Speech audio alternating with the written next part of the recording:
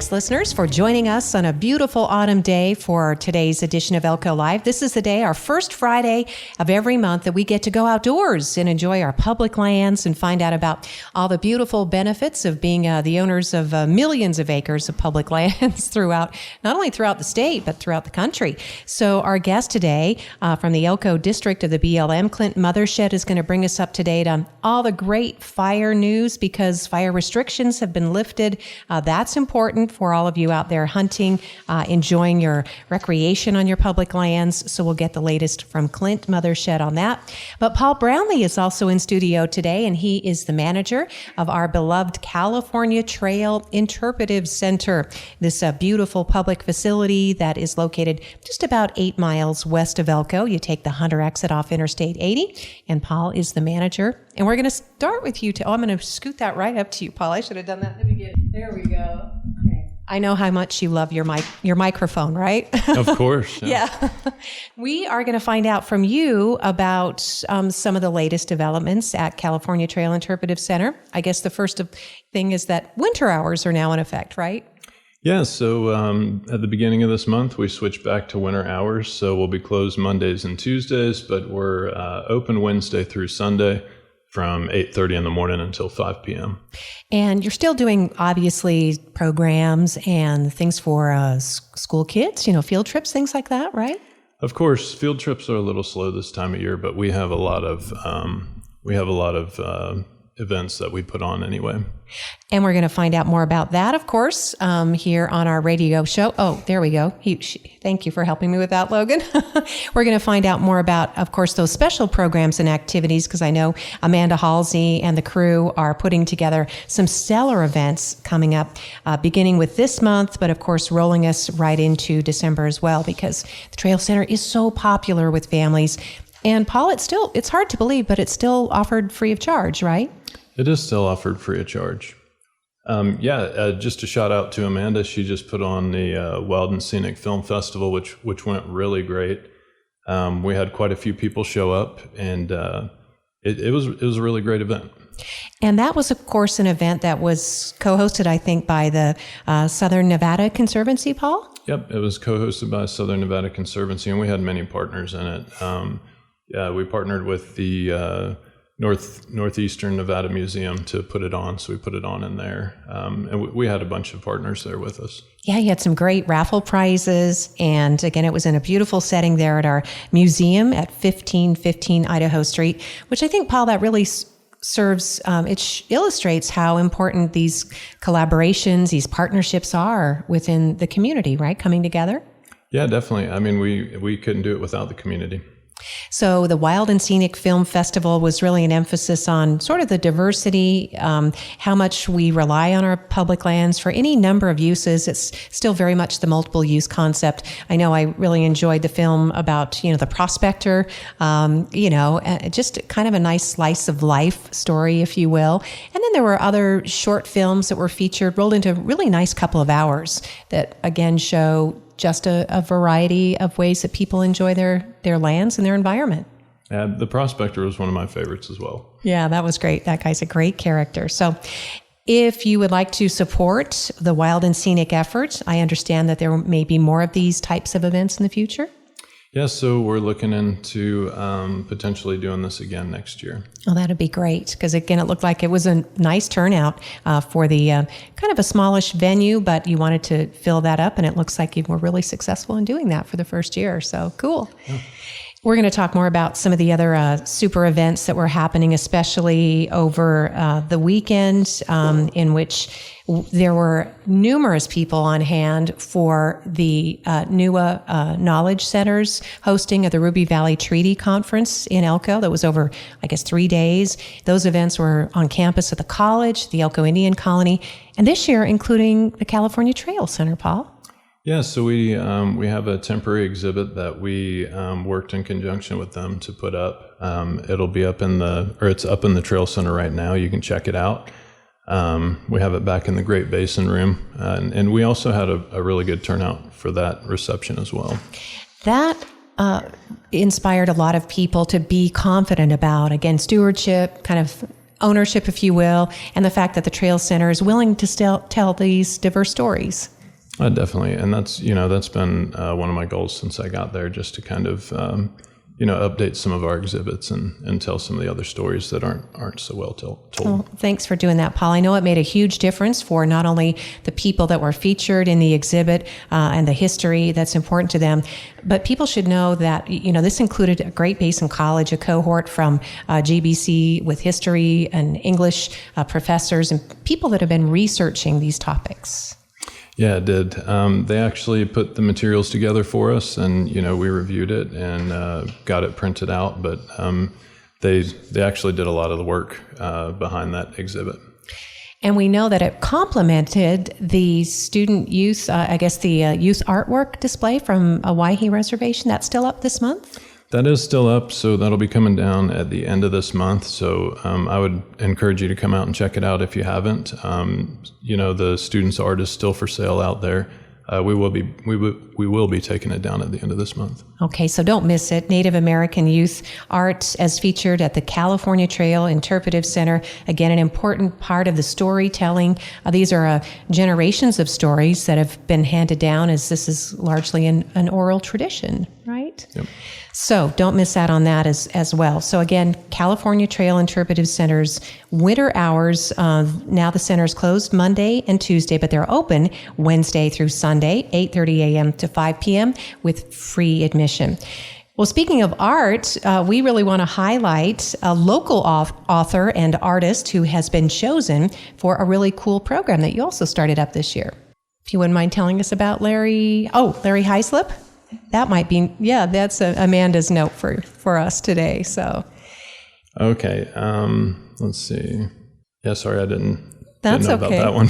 I can pop that one in for you too. All right. That's not a problem. Amanda Halsey is, she was really excited about this. As you know, Paul, she's, once you give her the green light, then, she's 100 miles an hour.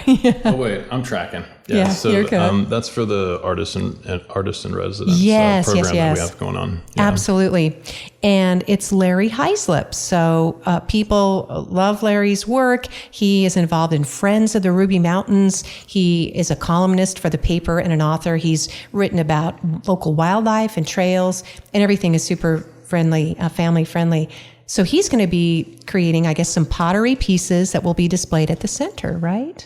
Yep. So he'll come out. He's going to create some pottery. He'll show the public how it's done, and he'll be working with us for about a week out there, just showing the public how pottery is made.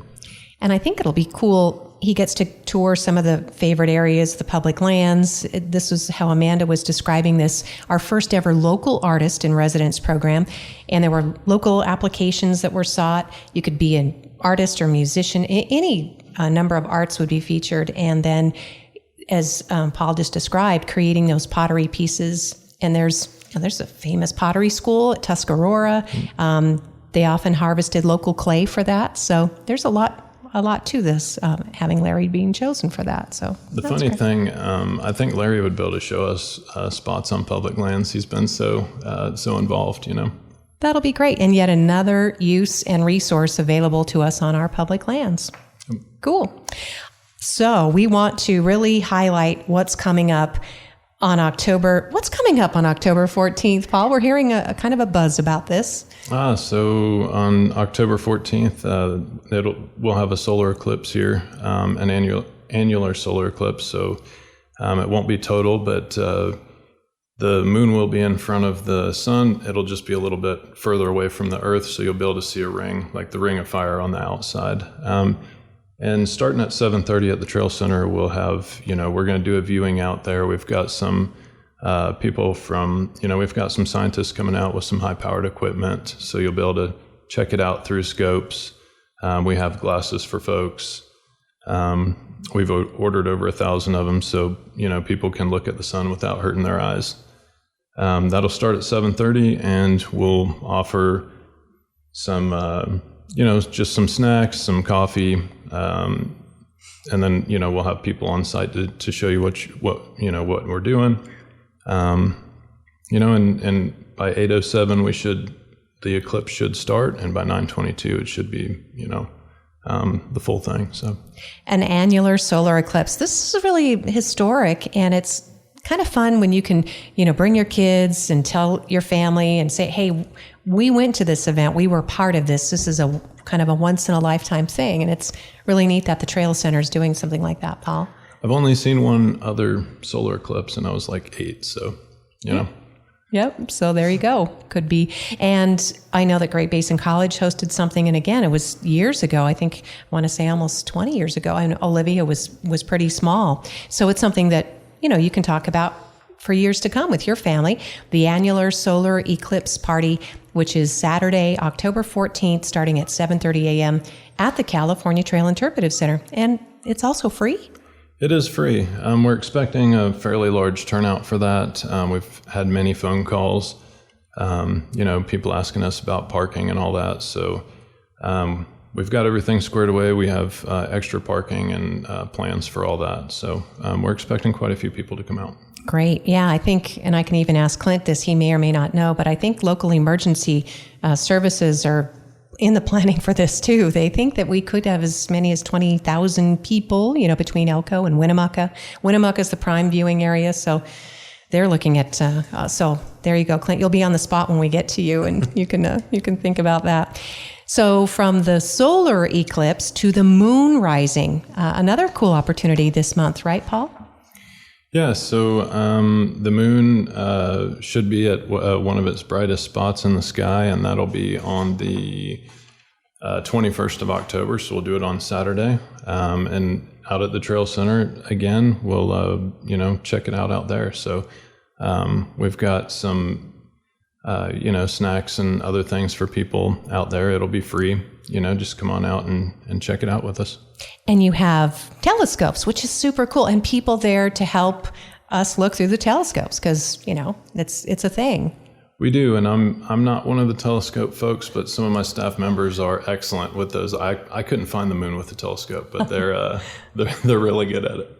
Yeah, I'm happy to find the moon from the ground, oh, great, there's the moon. Yeah, absolutely. So this is another free event, International Observe the Moon Night on October 21st. So obviously an evening event at 6:30. And, these things are, people really have become so familiar with them, Paul, and they rely on these really neat social gatherings. Yeah. So thanks for doing that. Yeah. No, hey, it's the staff, they put them together. Well, and you give them the encouragement, the leadership, and the space to be creative, which means a lot to people who work at a place like California Trail Interpretive Center. And then on my list, this is the list that Amanda gave us. Want to make sure, so we're hitting all of Amanda's highlights. The Spirits of Pioneers Halloween Party. Can you tell us about that? Yeah, so we'll start at 3 p.m. on October 28th. And it'll be just kind of like a Halloween party with a pioneer theme to it. So, folks come out. We'll have pioneer ghosts going around out there, and we'll have people telling stories like living history type stuff. We should be done around 7, 8-ish. They'll do a fashion show as well, like a costume fashion show as well out there. Ooh, so say you're a cosplay person and maybe you like to whip something up, right? Because we saw how popular cosplay was during our first Elko PopCon. That's pretty cool. So you can maybe make your own costume. And thinking about the Spirits of Pioneers, do something really neat and different. That party is again on October 28th from 3 to 7, kid friendly. So wear a costume. That's really cool. That sounds like a great time. And I think this is going to be also educational because I don't know about you, but I wasn't thinking about Halloween being celebrated, right, along the California Trail, but certainly it must have been an occasion. I don't know how old Halloween is, right? Yeah, I'm not 100% sure either. We thought it would be a fun way to kind of throw Halloween together with some history. Right, because you have to wonder, would they still be out on the trail at that time of year normally? So cool. Probably if they were, they may be getting stuck somewhere. Oh, geez. So that becomes a different type of event altogether. Well, thanks, Paul. We appreciate the update there. But I want to make sure we're getting to everything that's on your list today. What have you got? Yeah, I mean, that's pretty close. So I did want to mention that we have one of our more popular programs on the 18th of November, and that'll be at 1 p.m. So we'll be doing Pioneer butter making again. That one always sells out. Well, sells out. That one always books up. So I would book that. And then, of course, we do every Sunday, we alternate in between axe throwing and archery. So we're always out there doing that on Sundays as well. And you have skilled professionals there to help people to navigate that. So if you've never thrown an axe before, this is a cool opportunity to try it. It's a good time. I'm not aware of anywhere else in Elko that you can. I don't think so. Yeah. I don't think any of our Wild West bars have incorporated that into, I think some other places might be, but this is a family-friendly event, and you can learn how to, and then archery is also important too. A lot of different agencies and organizations are really into helping youth sports through archery and sports shooting, that kind of thing. So fits right in. And that's pretty popular. People come out every Sunday for that. Okay, another nice way to celebrate the season with California Trail Interpretive Center. We've been talking with Paul Brownlee, and he is the local Trail Center manager. And does that top it off for you today? Yeah, that's about all I got. Well, you did great. Thank you so much. Thank you. Yeah, I know, again, getting ready. Oh, I know what I wanted to mention too on your behalf is that you do have cool hiking trails. I just saw something, I think, on social media. And you like to encourage those trails because they're ADA accessible. Yeah, they are. The majority of them are ADA accessible. We do have a couple that you maybe could categorize as goat trails, but for the most part, they are. So you can get out and enjoy the fall weather. You can enjoy, the environment out there, and plenty of free parking, and then there's a nice facility and a great gift shop inside. People are encouraged to bring their own lunch, though, if you're going to spend some time out there, or snacks for kids, right? Because you don't do food out there, so. No, we don't do food. But you could buy the kids candy. Oh, you do have candy in the gift shop? Okay, all right. That's what the grandparents like to do, and then turn them back over to the parents. So I think we covered a lot of territory with you, and I know Clint has got some things that he is going to talk about also with his work as a fire mitigation education, fire trespass investigator, a specialist with Elko District BLM. Clint, I'll let you take it away. And thank you again, Paul, for being on the program with us today. Thank you. Hi there, Clint. How's it going today? It's going well, Lori. How are you? Awesome. Well, thanks for having me on. Yes, we appreciate it.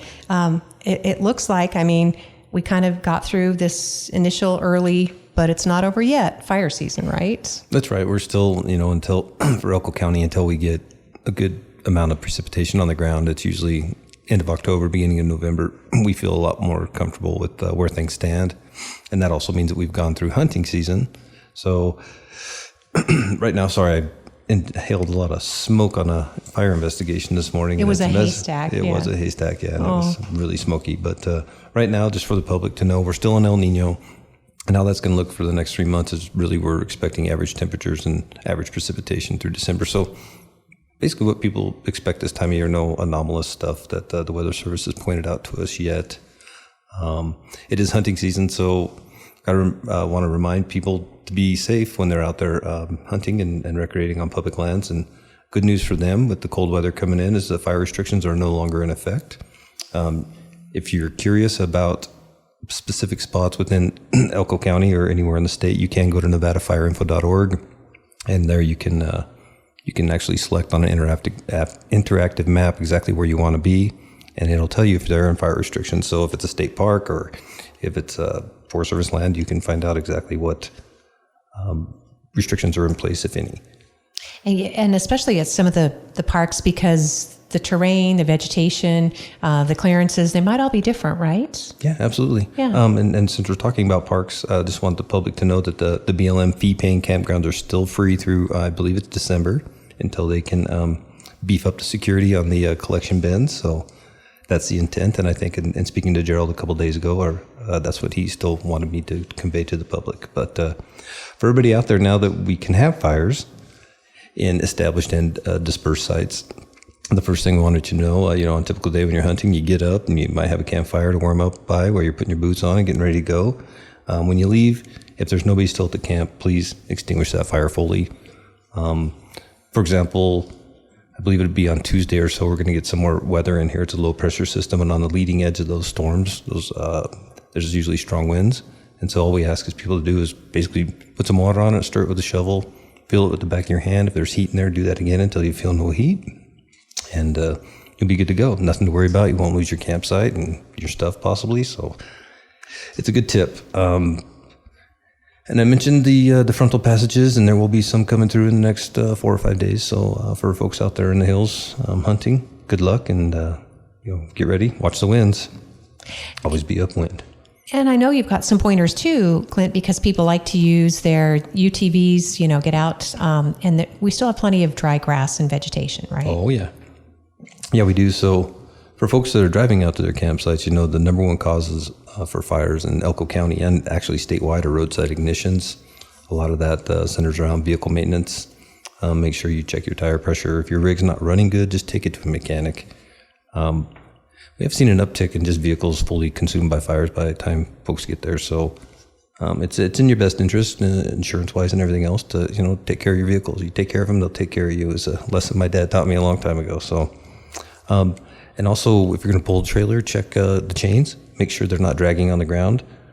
See it all the time. You'll see someone at night driving and be sparks coming out, and it's usually just a dragging chain. If it's too long and you can't figure out how to shorten the chain up with what you got, just twist the chain. Just keep twisting it in the same motion, same direction, and it'll actually shorten the chain up, and then you can hook it up to your vehicle.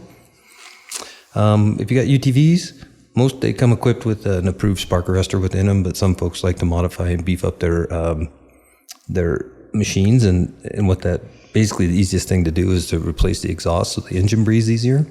But when they do that, the screen that's in there designed to catch the carbon particulate is removed, or a bigger screen's put in. And those carbon chunks, especially late in the day when it's windy, if you're on a south-facing slope with a lot of sun on it, that's just the front fuels will be heated up and primed to ignite something with that carbon particle. And that has to do with chainsaws as well, right? Mm-hmm. Okay. Yeah, we've had fires by chainsaws, and it's not only exhaust on those. If you have a dull chain and you're overworking your saw, it'll actually heat that wood up, and you can start a fire that way. So rock strikes with your chain, I know it is firewood gathering season, so thanks for pointing that out. And just be careful when you're out there, folks. All right. So those are really important tips. And again, be mindful of where you're parking. Do not park on dry grass. Make sure your brakes aren't hot, and consider the exhaust as well when you're pulling over. And use existing trails anyway. I mean, we don't need to pioneer new trails. We've got lots of cool trails. We right? do have a lot of trails. And I know how fun it is to blaze that new trail. I can't say that I'm innocent from that activity my younger years, but we're getting a lot of trails out there. So folks can walk. It's actually better if you walk. Those machines are loud. The wildlife can't hear very well, and they'll hear it and they'll run away. They get pretty used to those sounds, and they know what those sounds mean. So they get out of there before you even see them. So there you go. Use the quads you were born with, as Julie Gabrielson likes to say from Endow. So, I like that. That's a good one. Yeah. So as you alluded to, the top fire causes in the county outside of natural cause would be a lightning caused fires. We mentioned roadside ignition, but also we want to urge people to, take advantage of open burning, but also keep in mind that that could be a cause of an accidental burn too. Yeah. So for everybody to know, the Elko County Fire, they have gone out of their burn ban, and debris burning is now opened back up. If you do have a permit, I just want to remind those folks about the rules and stipulations you agreed to online. If you need to get one of these permits, which I strongly suggest, because if you don't, you will have firefighters showing up in your driveway, and then they probably make you put it out until you get a permit. But the caveats really come down to there's a certain time of day that you can burn. You should have some stuff on hand before you even ignite whatever you want to burn, a shovel, a garden hose, not just a hose sitting there, but with a nozzle on it, and actually have water in it ready to spray. If you can, around whatever you're burning, if you can clear away all the fine fuel, like the dead cheatgrass, the dead grass, basically take the fuel out of the fire triangle. It'll increase your chances of being successful without starting an intentional fire. And then the big one is you have to call right before you burn. And for the folks that need to get a burn permit, just go to the Elko County Fire website, and you can find that information. It's right at the top of their webpage. It's probably about a 10-minute process, but your burn permit number that you will use will be your phone number. So when you call in, they'll have that phone number on a list for that day. And if someone calls in to smoke, they can compare the location of that reported smoke to people that are burning, and then they'll say, well, no, someone's burning there, so it's okay. Yeah, that's about it with that.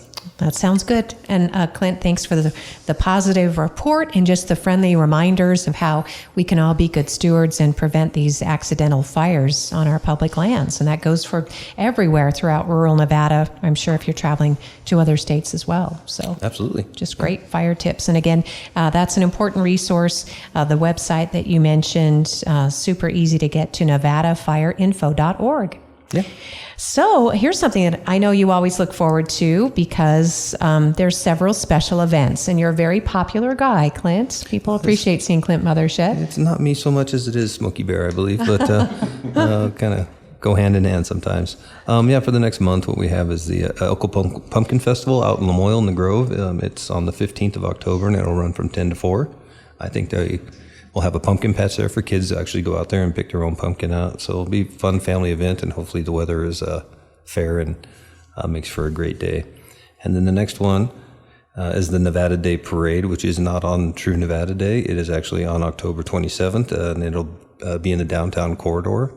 And it begins at 11 o'clock. So I looked on Facebook to try to register, and I haven't found the info yet. I know who to call, but I don't have their phone number to give to the public right now. So I do. Okay. It's Jim Connor, 775-738-7991. I've only been doing that for 36 years. So, yeah. A Rolodex, a walking Rolodex. Well, at least for some numbers. What I ate for breakfast, I cannot tell you, but at least I've got Jim Connor's number. He would love to have people enter in the Nevada Day Parade just as soon as possible. So they're hoping to get a good line. It's a really fun event. And then a big event for the community also is a career fair at the convention center on True Nevada Day, October 31st. It'll be from 8 to noon. We will have a booth for the BLM if you're interested in becoming a firefighter. Need to be 18. We do have programs for anyone over 16 where they can actually assist on what we call camp crews. So they'll go to larger fires and assist in the incident command camp and help the catering unit or whatever with it. It's a good introduction for folks, and how it really pays off is if you do well in there, then you apply for a fire job. We know that we've tested this individual and they've done a good job. So it's a good way to make money. You're gone for 2 weeks, maybe 3, and you're getting pretty long hour days and sleeping in a tent and kind of learning what it's like to be a firefighter. And the hiring season for us will basically, it could start anytime. So go to nevadafireinfo.org. There's a careers tab there, and you can click on that and you can find out about all the agencies and who's got jobs open. And then you'd have to go to another website to apply for the jobs. But I would really start looking around the 1st of December for interested parties. You don't have to be 18 when you apply. You just have to be 18 by the time you're hired. And that's usually around the beginning of June is when you'll be brought on to go to rookie school and go through all the formal training for a week. So I know Heather Steele is helping coordinate the Elko County School District and Great Basin College Career Fair. It's going to be at the Elko Convention Center this year because it's so big. Mm-hmm. As you said, it is on Tuesday, October 31st. She said there'll be something like 700 students there from throughout the entire school district, and they're seniors. Most of they're graduating, so they're looking for opportunities. Yeah, tremendous opportunity. And another good thing is the federal government has decided to make our pay comparable with state entities. They've compared a lot to CAL FIRE. Those people are paid well for what they do, and it is a tough job. You sacrifice your summer, you miss out on a lot of stuff with your family and everything, but it's a rewarding job. And because of that, and they've had some hiring issues in the past, just people not finding other career opportunities that benefit them better in the long run, just pay wise. But now we're getting a pretty big pay incentive, and it'll start this upcoming year permanently, from what I hear, as long as the government can sign an actual budget, which I'm hoping that'll take place before the 45-day continuing resolution window closes. But really good pay. It's a great career. There's a lot of potential for upward mobility as far as the vacancies that we do have. And it is a lot of training. You have to have a lot of time on job doing particular tasks. But in the end, you can make a pretty good career out of it. And you only have to work 25 years and you get your full retirement. So There you go. Clint Mothershed has got a plan. So, yeah. And your dad, Rod, would be so proud of you. You know that, right? So, I'm sure. Absolutely. So from his many years in fire service too. And among the folks that you'll get to meet at the career fair is one of your counterparts. And Maddie Harris, she's sort of launched her career in this, right, Clint? Yeah. She's going to be there with another local fire individual within our program, and Melissa Fry, and they're going to be at the booth trying to promote wildfire stuff. They'll have some free stuff to give away. I think they'll actually have a door prize, one big door prize for people to come to the booth and get a ticket, and they could win some cool stuff. So, and there'll be some Smoky Bear stuff there for them to take too, so pencils and things like that. But I really strongly, suggest that to people. We really like to hire local, because even if you're a rookie and you don't know a lot about fire operations and how it goes, they still tend to know the area. They tend to be connected to the community and know people. And when you're dealing in the rural part, of Elko County, it's nice to have those people that have some knowledge of the area.